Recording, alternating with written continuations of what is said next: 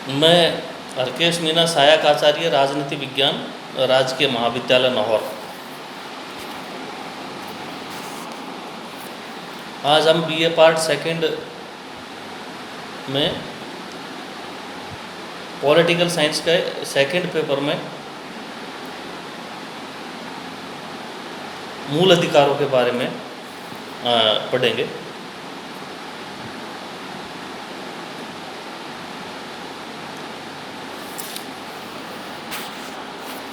मूल अधिकार क्या होते हैं, उनका अर्थ क्या है और हमारे संविधान के जो मूल अधिकार है, संविधान में जो मूल अधिकार प्रदत्त किए गए हैं उनकी विशेषताएं क्या। तो हमेशा अधिकार सामाजिक जीवन की वे परिस्थितियां होती है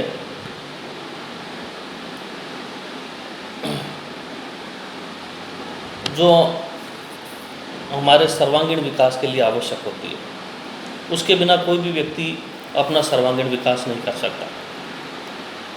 शुरू से व्यक्ति और राज्य के बीच में जो संबंध है वो बड़े जटिल रहे। एक और यह व्यवस्था की जाती है कि व्यक्ति की स्वतंत्रता पर कोई आँच नहीं आए, तो दूसरी ओर ये भी व्यवस्था की जाती है कि समाज में शांति व्यवस्था बनी रहे, कोई व्यक्ति मनमाने तरीके से आचरण नहीं करे, दूसरे की स्वतंत्रताओं के विरुद्ध कोई कार्य न करे।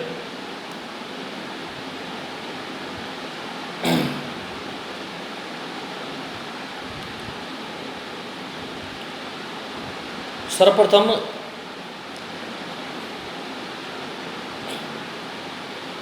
फ्रांस में 1744 में जो क्रांति हुई उसमें स्वतंत्रता, समानता और भाईचारे का नारा दिया गया। 1789 में फ्रांस में मानवीय अधिकारों की घोषणा हुई।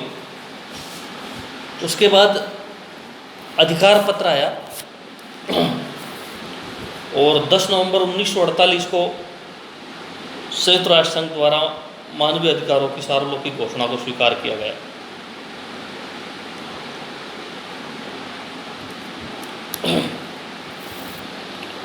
अब हम ये देखते हैं कि मूल अधिकारों का महत्व क्या है, मूल अधिकारों की क्या आवश्यकता पड़ी। तो मूल अधिकार व्यक्ति की स्वतंत्रता और उस पर जो है सार्वजनिक नियंत्रण के बीच में एक उचित सामंजस्य स्थापित करते हैं। एक तरफ व्यवस्थापिका और कार्यपालिका को एक कानून निर्माण की निश्चित सीमा में बांधा जाता है, तो दूसरी ओर नागरिकों को शासन के स्वेच्छाचारी संचालन के विरुद्ध बोलने का अवसर प्रदान किया जाता है। मूल अधिकार लोकतंत्र के लिए अनिवार्य आवश्यकता है। मूल अधिकार किसी भी राज्य व्यवस्था में तानाशाही स्थापित नहीं होने देते।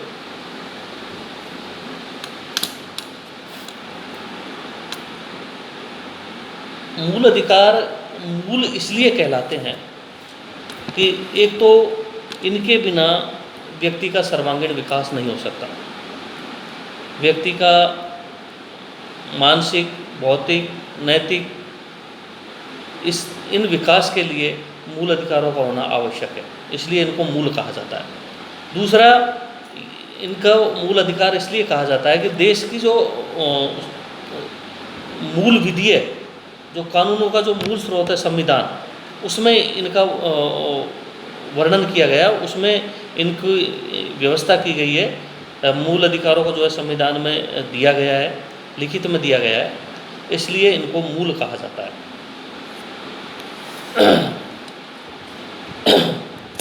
मूल अधिकार आमतौर पर जो है अनुलग्नीय होते हैं, अनुलग्नीय होते हैं, क्योंकि चाहे व्यवस्थापिका हो चाहे कार्यपालिका हो, और कोई भी जो है ऐसी सरकार हो जिसके पास कितना भी बहुमत हो, उनके द्वारा इसका अतिक्रमण नहीं किया जा सकता।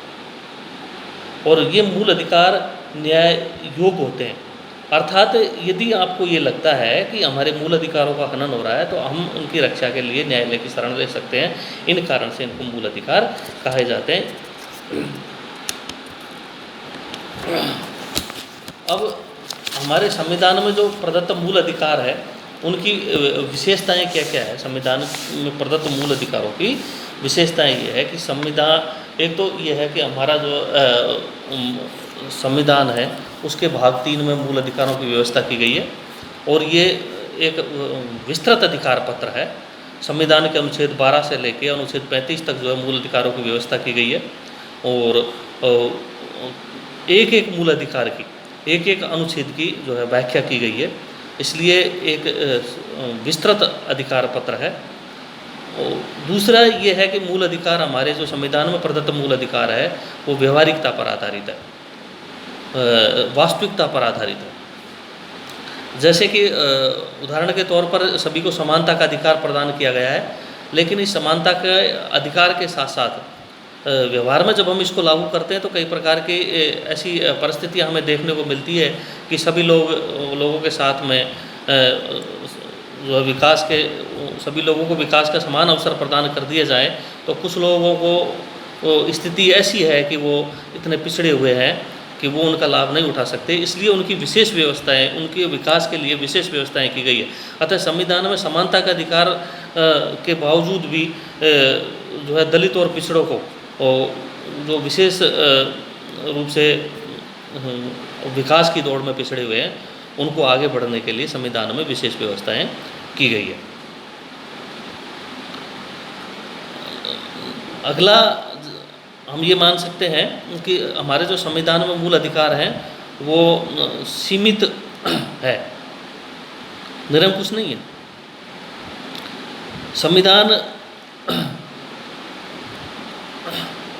हमें मूल अधिकार प्रदान करता है, लेकिन संविधान जो है कुछ विशेष परिस्थितियों पर उन मूल अधिकारों के ऊपर प्रतिबंध भी लगा सकता है। तो भारतीय संविधान में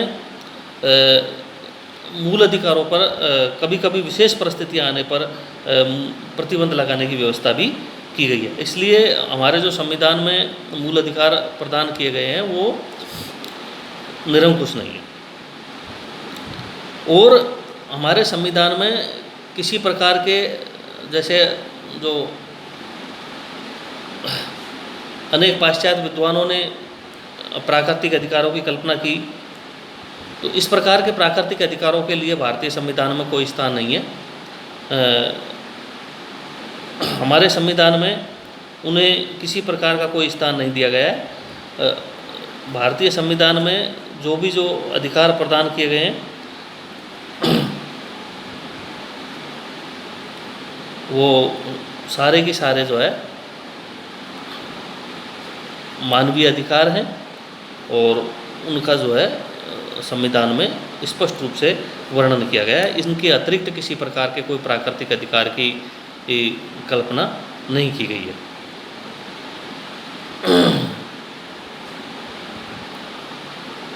नंबर नेक्स्ट है कि हमारे संविधान में जो मूल अधिकार प्रदान किए गए हैं उन मूल अधिकारों की रक्षा के लिए भी व्यवस्था की गई, यानी कि सिर्फ मूल अधिकार प्रदान करके नहीं छोड़े बल्कि मूल अधिकारों की रक्षा की व्यवस्था भी की गई है। संविधान के अनुच्छेद 32 के अंतर्गत ये व्यवस्था की गई है कि हम हमारे संविधान के द्वारा प्रदत्त हमारे मूल अधिकारों की रक्षा कर सकते हैं। यदि किसी व्यक्ति को ये लगता है कि हमारे अधिकारों का हनन हो रहा है तो हम जो है सर्वोच्च न्यायालय या उच्च न्यायालय की उसमें जो है शरण ले सकते हैं। और हमारी न्यायपालिका को ये अधिकार प्रदान किया गया है कि यदि आपको ये लगे कि व्यवस्थापिका और कार्यपालिका के द्वारा ऐसे किसी कानूनों का निर्माण किया गया जो मूल अधिकारों को अनुचित रूप से प्रतिबंधित करती है, तो उन पर वो है न्यायपालिका उनको ऐसे कानूनों को अवैध घोषित कर सकती है उन पर प्रतिबंध लगा सकती है। तो